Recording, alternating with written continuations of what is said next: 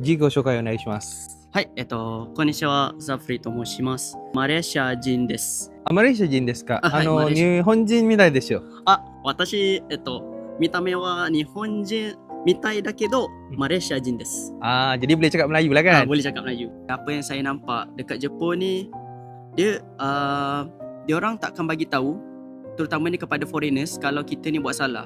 Sebab diorang ni ada satu perkataan dinamakan cookie omenai, iaitu kalau kita tak dapat nak baca keadaan. So diorang ni dengan harapan kita sebagai foreigners, kita perlu faham diorang.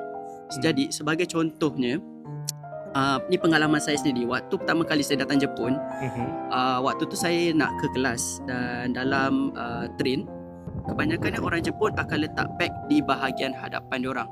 Sebab untuk mengelakkan sebab kita nak berhempitkan kat dalam tu.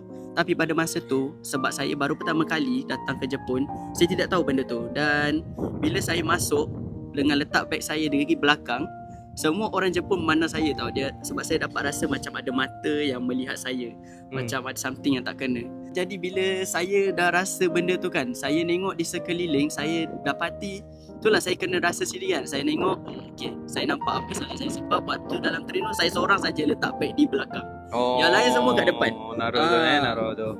Jadi waktu tu bila saya dah nampak benda tu, saya macam okay, ni silap saya. Bila saya alihkan ke depan, okay, baru macam orang Jepun dah tak tengok saya lah.